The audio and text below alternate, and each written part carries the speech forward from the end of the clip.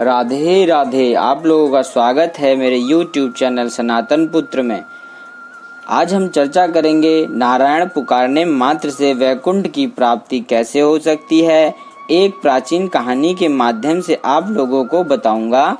तो प्राचीन काल में कन्नौज नगर में एक ब्राह्मण रहता था।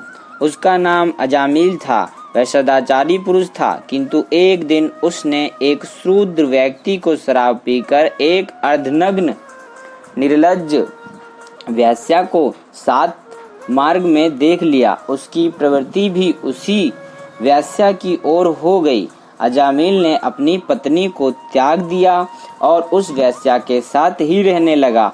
उस वेश्या की मनोकामना पूरी करने के लिए वह ब्राह्मण चोरी, धोखेबाजी, जुआ आदि निंदनीय मार्ग से धन प्राप्त करता था। अजामिल के 10 पुत्र थे। सबसे छोटे पुत्र का नाम नारायण था। अजामिल अपने छोटे पुत्र नारायण को बहुत प्यार करता था। वह 80 वर्ष का हुआ तो उसकी मृत्यु का समय निकट आ गया। उस समय उसे केवल अपने छोटे पुत्र नारायण की विशेष चिंता हुई। उसके हृदय में नारायण ही रह गया। अजामिल ने सिर पर यमदूत मंडरा रहे थे। वह अति व्याकुल हुआ। भयभीत होकर अजामिल उच्च स्वर में नारायण नारायण पुकारने लगा।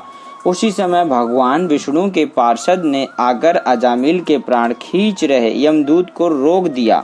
यमदूत ने विरोध किया और पूछा, धर्मराज की आज्ञा का उल्लंघन करने वाले आप लोग कौन हैं? पार्षदों ने हंसकर कहा, यमदूत, पहले आप हमें यह बताओ कि धर्म का लक्षण एवं तत्व क्या है।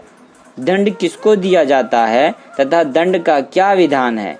क्या सभी पाप करने वाले दंडनीय हैं अथवा कुछ ही दंड देने योग्य हैं? यमदूत ने कहा, वेदों ने जिन कर्मों का उत्तम कहा है वे धर्म है तथा जिनका निषेध किया है वे अधर्म है। मनुष्य पाप पुण्य मिश्रित कर्म करता है। इन कर्मों के साक्षी सूर्य, अग्नि, वायु, आकाश, चंद्रमा, संध्या, दिन रात, दिशाएं, जल, पृथ्वी, काल तथा धर्म हैं। इन्हीं के द्वारा मनुष्य दंड पाता है। हे देवताओं, यह अजामिल घोर पापी, हत्यारा एवं दुराचारी है। इसके सब अच्छे कर्म क्षीण हो गए हैं। अब यह यमराज के यहाँ दंड भुगतेगा। पार्षदों ने यमदूत से कहा, अजामिल तो धर्मात्मा है, तुम नहीं जानते? इस ब्राह्मण ने चाहे करोड़ों पाप किए हैं, किंतु मृत्यु के समय किसी भी भाव से क्यों ना हो, इसने भगवान नारायण के नाम का उच्चारण किया है। इसने बार बार नारायण नारायण पुकार कर संकीर्तन किया है। अतः इसने पापों का प्रायश्चित कर लिया है। यह भगवान का भक्त है। पार्षदों ने अजामिल को यमदूतों से बचा लिया। अजामिल ने पार्षदों को सिर झुकाकर प्रणाम किया। पार्षद अंतर्धान हो गए। अजामिल ने यमदूतों तथा पार्षदों का संवाद सुन लिया था।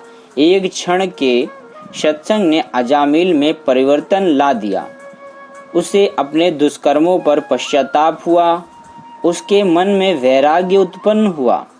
वह वहां से हरिद्वार चला गया और एक मंदिर में आसन लगाकर योग साधना द्वारा भगवान की आराधना में मग्न हो गया। ब्राह्मण ने उन्हें उन्हीं पार्षदों को अपने सन्मुख देखा। ब्राह्मण ने उन्हें नमस्कार किया तथा गंगा जी के तट पर अपना शरीर छोड़ दिया। अजामिल को केवल नारायण नाम पुकारने मात्र से वैकुंठ धाम प्राप्त हो गया। इस कहानी को सुनने और देखने के लिए आप लोगों का धन्यवाद। आपका दिन मंगलमय हो।